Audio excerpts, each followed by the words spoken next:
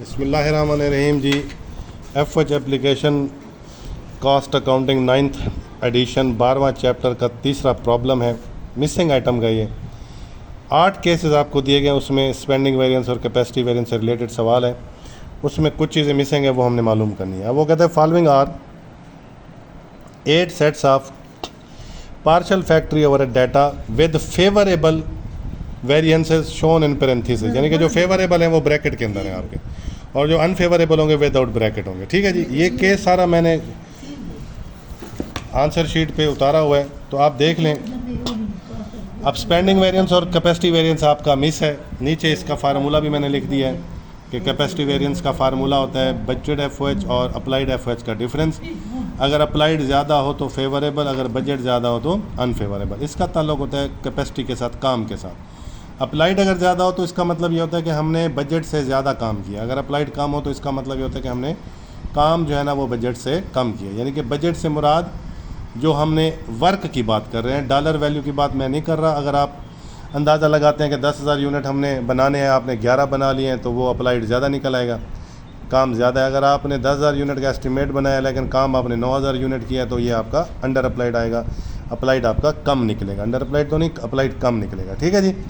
इसी तरह उसको अनफेवरेबल कहेंगे। इसी तरह स्पेंडिंग वेरिएंस का फार्मूला है बजटेड एफओएच और एक्चुअल। बजट वो होता है जो काम से पहले का हमारा एस्टिमेट होता है एक्चुअल के लिए, और एक्चुअल एफओएच वो होता है जो काम तकमील हो जाती है एक्चुअल यूनिट के मुताबिक। वो अगर एक्चुअल ज़्यादा हो खर्चा तो अनफेवरेबल, एक्चुअल कम हो तो फिर फेवरेबल। तो अब यहाँ आ जाते हैं हम। हमारा फार्मूला अप्लाइड और बजट का जो फ़र्क है ये 3,000 निकलता है। ये हमारा कैपेसिटी वेरिएंस का फार्मूला है। एक्चुअल और बजट का जो फ़र्क है वो 2,000 है, वो हमारा स्पेंडिंग। अब एक्चुअल यहाँ कम है, बजट ज़्यादा, तो ये 2,000 डिफरेंस निकलेगा। इसको विद आउट ब्रैकेट्स लिखेंगे और ये हमारा अनफेवरेबल है। ठीक है जी। इसी तरह इन दोनों का फ़र्क वो है 3,000, तो हमारा अप्लाइड कम है, तो ये भी आपका अनफेवरेबल है। ठीक है जी।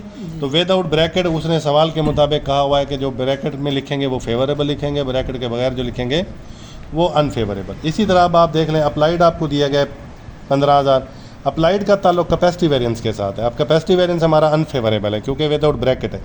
ये अनफेवरेबल तब होता है जब अप्लाइड हमारा कम हो। तो इसका मतलब अप्लाइड हमारा कितना कम है, किससे, बजट से 7,000। तो 15,000 और 7,000 को जमा करेंगे तो यहाँ पे ये 22,000 आ जाएगा। इसी तरह बजट और एक्चुअल का डिफरेंस होता है स्पेंडिंग, ये भी अनफेवरेबल है। ये अनफेवरेबल तब होता है जब एक्चुअल ज़्यादा हो।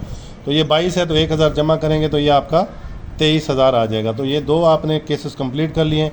इसी तरह आप देख लें, यहाँ आपको एक्चुअल भी दिया गया है, स्पेंडिंग वेरिएंस भी दिया गया है। यह फेवरेबल है। ये फेवरेबल तब होता है जब हमारा एक्चुअल कम हो और बजट हमारा ज़्यादा हो। तो हम इसमें इसको जमा करेंगे, ये आ जाएगा हमारा 30,000। अब इन दोनों का जो फ़र्क है वो भी 6,000 है, तो वो हमारा क्या है जी, अप्लाइड कम है, तो ये अनफेवरेबल है। अनफेवरेबल को विदाउट ब्रैकेट लिख देंगे। इसी तरह फिर बजटेड एफओएच है, स्पेंडिंग भी है, कैपेसिटी भी है, ये दोनों अनफेवरेबल है।